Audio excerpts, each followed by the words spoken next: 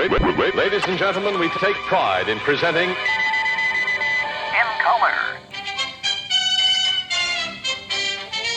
My favorite Marshall.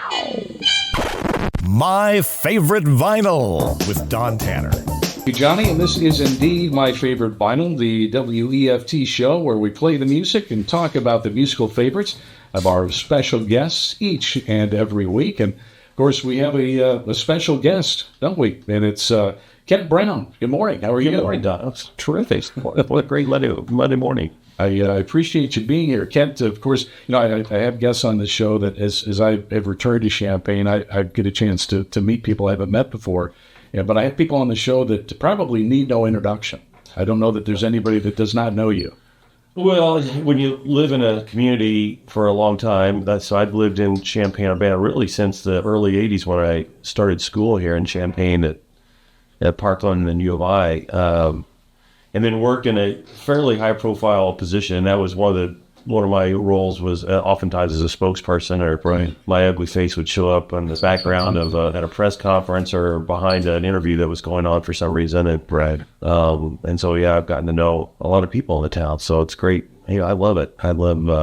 I was saying about this the other day, actually, how fun it is to be part of a community and be able to walk around and know people at meetings and restaurants and wherever you kind of show up. There's somebody in there usually that you know or run across in the past. It is nice. It's a small town. I'm trying to get out there. I had the pleasure of meeting you at a Rotary event a couple weeks ago. Yeah, we have a common friend, and that was kind of a fun connection with Dave Johnson, who you said I grew up with, and I worked with. He's a close colleague and a really good friend of mine for many years till he moved on to Chicago and then finally in Cleveland.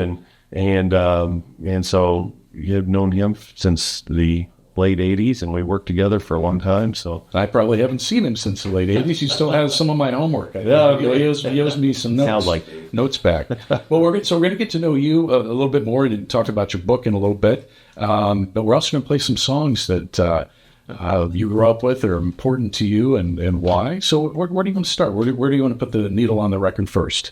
Well, I think the Firefall was the first one I chose, right? Is that my lead off? It is. Okay. It is. Rick Roberts. Yeah. Great background. And so, for many of us who grew up in the, basically the 70s, that's where my music taste, a lot of it comes from, is the classic rock era. And I was more of a headbanger versus light rock. But fire. Yeah. So, and you never know where in life you're going to meet someone. And so I had met my wife. We are closing in on our 10th wedding anniversary. And so the first time we met was our first date was November 19th, 2014. And so we celebrate every November 19th right down the street here at Seven Saints. That was our first date spot. Very nice. And so every November 19th, I send her a link to You Are the Woman by Firefall because she was the one that we found each other that day. And so I kind of want to remind myself, too, that I found a really good person to be in my life and be my partner in the world as we live our lives here. Probably not quite the fourth quarter, but we're in the late third quarter of our lives. Somewhere in there. Yeah. Well, that's great. So Firefall, You Are the Woman. Let's hear that first. I was saying off the air that Firefall, You Are the Woman, when Rick Roberts wrote that song, he said it was a yacht rock book that I just read, and he said that he had written that song. He was seeing a couple of different women at the time, and they were both saying, "Oh, that song was for us. That song was for us." It turns out it was for his wife that he met 10 years down the road. So not quite. Tell us a little bit more about your career. You're Illinois athletics historian and adjunct lecturer. The story I think is pretty fascinating to me. I grew up in metropolitan, or right outside metropolitan Hammond, Illinois, which when I was growing up in the 60s and 70s, population was 500. Yeah. And today the population is 500. That's kind of my line with Hammond. And so we had two newspapers that we got every day, the Decatur Herald and the Champaign News Gazette, and I would devour the sports pages of both papers. And so somewhere along the line, I decided, I really knew that I wanted to work in sports and athletics, somehow covering sports. Yeah. Did not really want to be I learned I didn't really want to be a sports reporter. It just wasn't really my personality. The cynical, sometimes you have to be critical, really wasn't my personality. And one of my instructors in college, Tom Kasich, who wrote a long time, just recently retired finally from the News Gazette, suggested I reach out to the sports information office on campus. I didn't really know what sports information was, what it meant, and I found out sports information. Yeah, it's like all this stuff, and I did a little research, and it's like all these things I really liked to do, and it was writing, there was keeping notes, there was a lot of statistical information that came through it. It was a lot of historical stuff. We were that office does all the historical and archiving for athletics, and working with media and in the PR position. And so I was like, this sounds like might be right what in my wheelhouse. And so found me, and the career found me, and I was able to start as a student, work into grad assistant, and then full-time assistant for 7 years at Illinois. And then for 4 years, I was at Kansas State. I got the director job at Kansas State, and it was a really good time to be in Manhattan. Yeah. The football team won 42 football games in my 4 years there. We were ranked number one in the country for about half the season in '98. We had a Heisman Trophy runner-up that I still kind of bitter that we didn't win it that year. Yeah. Michael Bishop was his name as a quarterback. Sure. And then in 2000, I had a chance to come back, and it was, I come back and soon after I came back, Lon Kruger left. Bill Self became our basketball coach, and so I worked with Bill during those 3 years. Right. I mainly worked with our basketball team during those years, and then Bill left, went to KU, and then Bruce Weber came and had a great relationship and experience with Bruce, and then somewhere in there, I kind of shifted I reassigned myself over to the football side of things, and worked with with those guys on a daily basis, and so till the end of my career. And at some point, life has changed, or the world of athletics has changed a little bit, as we all know. Right. And it wasn't quite what I had signed up for way back when in the late '80s, and so it was just a good time for me to maybe step away from the day-to-day duties. And so Josh asked me to come back and serve as a historian, and I had an opportunity on campus to work as an adjunct lecturer in the College of Media. They had a sports public relations class that opened up, and that's right in my wheelhouse again. And so I kind of settled into a nice little routine where I get to do a lot of the fun stuff that I always enjoy doing, working on history projects and doing research and talking about Illinois history. And yet I didn't have to worry about all the things like the changes that are going on to NIL and transfer portal and personnel and budgets and stuff like that I didn't have. So it's been a good landing spot for me. Kind of the best of all worlds. Yeah, the best of all worlds. Well, we got a preview there of AC/DC, but we're not going to go there yet. Okay. All right. Well, we've got another song that is a really interesting song, probably around the same time period. Was it late 70s? Something like that. We are gonna rock out a little bit, almost as much as AC/DC. But tell us about that song. Is this Black Betty? It is. Okay, yeah. So in the mid-'70s, it was like a 75, 76, I think, one-hit wonder by Ram Jam. Yeah. And so I still have my 45, my original. I had it too. I don't anymore, but that's what I have. I don't have anything to play it on, but I still have it. But Ram Jam, I love the riff that goes with the song. And I can understand all the words, and so I can sing along with it at the time. And so it became my number one song for forever. And it kind of disappeared. The song kind of fell off the face of the earth. And I brought up a Kansas State experience a few minutes ago. And so when I was at K-State, I suggested, I always thought it would be a great walk-up song for baseball. Absolutely. And my office, someone in my staff always compiled all the walk-up songs for the baseball team to come out, and I suggested, you should use Black Betty, and most people didn't even know what didn't know the song. And So they didn't pick their own. I thought they was pick their own. well, today You they suggest- do. Today they do. That was a time when we kind of did it for him. Gotcha. And that it was even in the major leagues it did. So anyway, we started playing it as a walk-up song in the 90s, and all of a sudden I heard it at a Kansas City Royals game. I've taken a little bit of credit here that I think I restarted because the Royals and K-State were close enough that I think there's probably some crossover. Someone heard it. And somebody heard it and said, "Hey, we don't." And so then I heard it at Yankee Stadium in a walk-up song. So I'm like, I'm taking a little bit of credit to reprise a little bit of the interest in Black Betty with Ram Jam. So I always, whenever I hear it on the radio, which happens occasionally, I will say it's going to be a great day. I've got my childhood favorite song that's going on with Black Betty. So And you can't beat the gong. I think that's a gong at the beginning, which we're going to hear right now on My Favorite Vinyl on WEFT. WEFT going back to the late 70s and a Kent Brown favorite. well, now I know it's going to be a great day. Whenever I hear it, I always tell myself that's going to be a great day. It's going to be, the sun's not out yet, but I think it's going to come out after hearing that song. It's about 8:19. We're going to get back to some more Needles on the Record in a moment. My Favorite Vinyl, but support for My Favorite Vinyl is provided in part by CU CD and Vinyl. They're in downtown Urbana.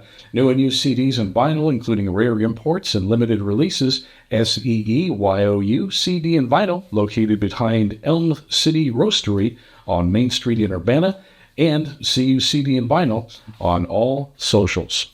So, Kent Brown, you wrote a book. Yeah. So when I retired 2 years ago, and I announced that I was stepping away at the end of the 23 academic year, basically. Yeah. The 22-23 academic year.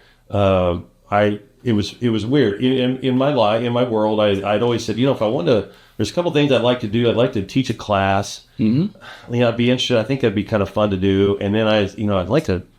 What kind of book can I write? If I wrote a book, because a lot of the stories and a lot of the experiences that I had are kind of fun, but there's a lot of stuff I did that I probably shouldn't share with people. There's still people that work in athletics that may not appreciate some of the background stories that You didn't want another Jim Bouton ball four. Didn't need to do that. That's not where I was headed. And in that spring of 23, literally soon after I announced that I was leaving.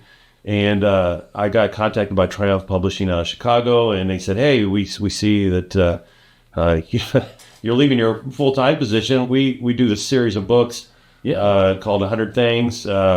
They did Cubs, Sox, Blackhawks, Bulls. They did Michigan, Ohio State. They're all New York Mets. I'm going to break the third wall too and show the camera because we're also on YouTube here. All right. We will be archived on YouTube by the end of the week, so I'm going to show the book here. And so they said we've never done the Illinois book, and we think that the Illini football and basketball teams are kind of on solid footing. And we think this is a good time to do it. We have a ton of Illinois grads that work for us, but we've never done the Illinois book.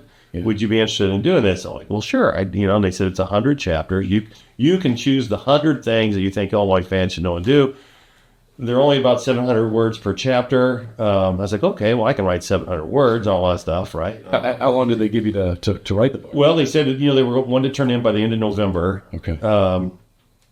And so I tried to do a chapter or two every day during the late summer and fall. Sure. And of course, at the end, it was kind of a scramble to figure out, because I started with about 150 chapter ideas, narrowed it back to 100. And so I got everything turned in at the end of November. But about the 1st of November, they came and said, "Hey, we're looking at budgets. We're gonna push this book back a year. We're gonna push it back some time." I was like, okay, well, that's why I basically done it. He said, "We're still definitely going to do it, but we're going to push it back." So that gave me a chance in the spring of 24 and summer of 24 to do a little more. I could go back and revise a little bit. There was some fresh information, a couple of fresh chapters that I put in to make a little bit. Not so much pressure. I mean, writing a book is it's difficult. It is, yeah. And luckily there's good editors that made it sound better. Right. Made it read better. So it allowed me to go back and freshen it up a little bit. And then so finally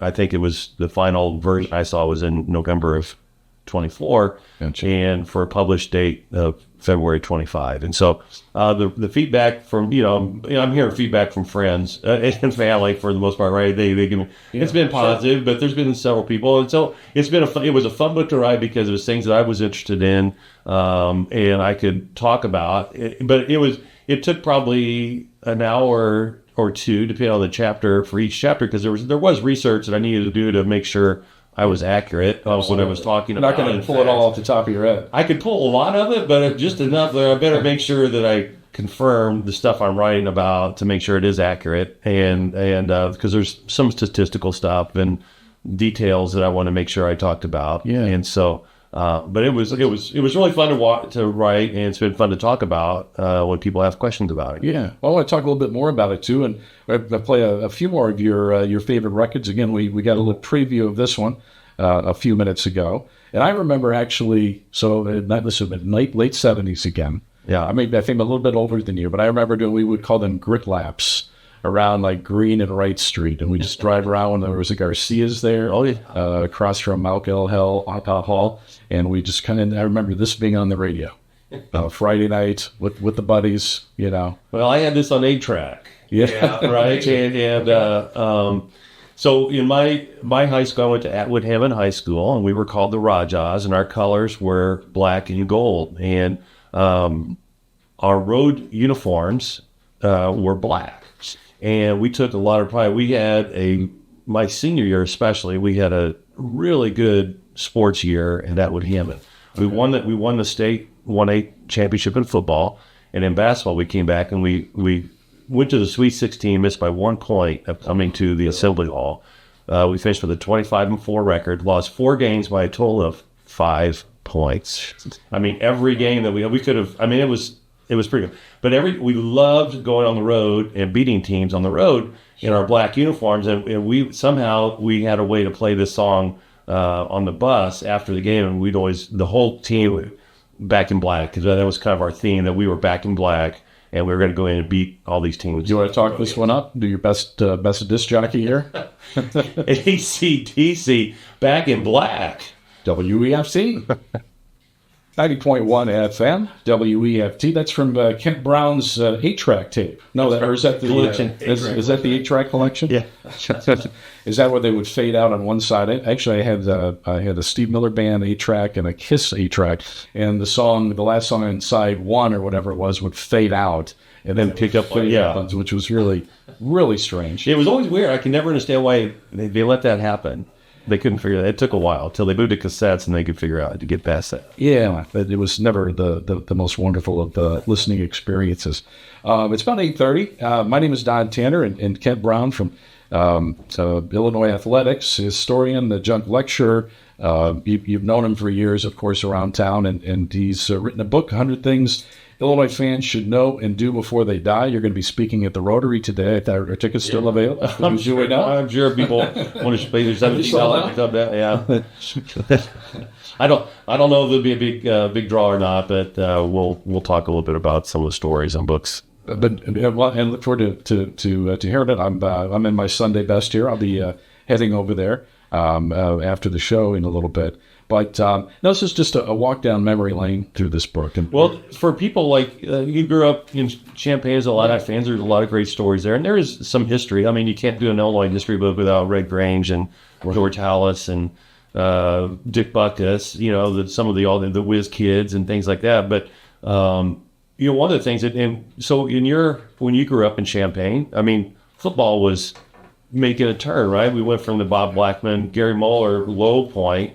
And I remember my dad would come home in the 70s, and he'd have just a stack of Illinois football tickets. He's like, do you know anybody that would, any of the kids in the neighborhood want these? How that's changed. It has, but especially those early 80s. So Mike White gets hired by Neil Stoner, and it brought an incredible excitement because of the style of play that they were going to change. To, and the quarterbacks that he brought from California. And if you remember, the very first game of Mike White's era was against Northwestern. It was a warm day in September, and the very first, they made the decision they were going to throw a bomb no matter what, Dave Wilson was going to just throw it as far as he could on the very first play to kind of make a statement, and it was incomplete, but he got a standing ovation. Right. We're opening it up, and no offense to some of the other quarterbacks. I mean, Mike Wells was a very good quarterback. The Vikings, Yeah. on the day. Yeah, and it was a very good quarterback. It was just a different time, right? Style. And so, and the style was really the beginning of the West Coast offense spreading to the east a little bit, and how they threw the running backs a lot and wide receivers. And so, so were you in the stadium in the 1983 when Illinois made the run to the Rose Bowl? I did not. You mean out in California? No, were you here at Memorial Stadium, any of those games in October? I would have probably been at all of them. Yeah, so those October games, if you remember, there was 5 Saturdays in October that year, and 3 of them were against Iowa, who was ranked number 2 or 3 in the country, Ohio State, who was ranked 5th when we played them, and then Michigan was ranked 5th or 6th when we played them at the end, and went perfect 5-0. And during that month, the Illinois fans, and I'm going to ask you, were you ones would rush the field? I never really would do that. You got pull out the goalposts or anything like that. No, I was pretty much. I stayed put, but I screamed. There was a lot of people who had started rushing the field after some of those big wins, and they started tearing down the goalposts. Yeah, I would. And it became a tradition after every Illinois win during that month, and for the rest of that season. Yeah. In fact. A lot of pent-up excitement. There was, and so I'll never forget the Michigan game. It's still one of the top games of all time. And in the book, one of the chapters, I try to rank all the best court rushes and field rushes that of the last basically 55, 60 years that I can remember that I was part of, and that the Michigan game from 1903 ranks really high because there was a lot of things going on. It was when Halloween was still celebrated on our campus. With a big party, they would close off basically from Green Street down to Daniels, and it was like a 3 block. Just everything was fenced off, and people. There might have been a lot of alcohol drank by a lot of students. That's what we hear. Non-students. No, I'm right, and non-students as well. Yeah. It was just a lot of people in an area, and the celebration that went on that night after that win was one that I'll never forget. It was unbelievable, and so. It was just a fun time to be a part of Illinois athletics after a real dry spell in the late 60s, 70s. Many of us had never experienced anything like it, so it was kind of nice. We're going to jump ahead, just in the essence of time, because we're having great dialogue, and thank you so much for being here on the program. Let's jump ahead to Johnny Cash. So I grew up. I hated country music growing up, and my brother-in-law loved country music, and he had a musical family. And Johnny Cash, his family could all just pick up guitars and start sitting on a Sunday afternoon and just. Really? It was really kind of. I look back, it was on their back porch. I mean, seriously. And one of the brothers could do a Johnny Cash like you would not believe. He thought it was Johnny Cash singing, and so I always kind of had a soft spot for Johnny Cash, the Man in Black, and so as I over time I started listening more to him. I began to appreciate him. But there's a line in this song. It's one of my favorite lines of any song I've ever heard. It's wake up on a Sunday morning, and he goes to his closet and he looks for his cleanest dirty shirt. And down on his luck. Down on his luck, but I think we probably all, especially in college or something, we get up and you haven't done laundry, and there's just a whole pile, and you just kind of look through for your cleanest dirty shirt. I can always picture that in my mind of that. It's a great line. Of that moment. I love that. So every time I hear this song, I think of that one line. Johnny Cash, Sunday morning, coming down. WEFT. Brown, one of your favorite vinyls. Not a big country fan, you mentioned, but Johnny Cash, you can't beat him. I cannot. No matter what you like. I've become much more appreciative of Johnny Cash's music over time, and I really like it now. So we're going to wrap things up, and I can't thank you enough for being here. It has been fun. Some stories again. 100 things Illinois fans should know before they die. Yeah, you can get it at Amazon. You can get it at Barnes and Noble. I've had a couple book signings around the area. I don't have anything scheduled anymore. I don't know if I will anymore. If somebody comes and asks me, I might do it. But it's been fun. Those have been fun. I've seen a lot of friends and people, new friends that I hadn't met before that eventually always have good stories to tell. And there might be 100 more things. You should know. I don't know about that. That'll be the sequel. But thanks again for coming in. We really appreciate it. It's been nice to get to know you a little bit more and hear some of the songs important to you with the black themes, it seems. And we're going to kind of keep that going here with the Doobie Brothers and the song, probably one of their first hits from the early 70s. Yeah, Blackwater. I think I have this on a single on a 45 before I bought the album. But it was always just something I just really liked the music. I thought it was a fun song, and being kind of from the sticks myself, it kind of reminded me of the backwoods, and not that Hammond had backwoods, but always was a nice visual for me.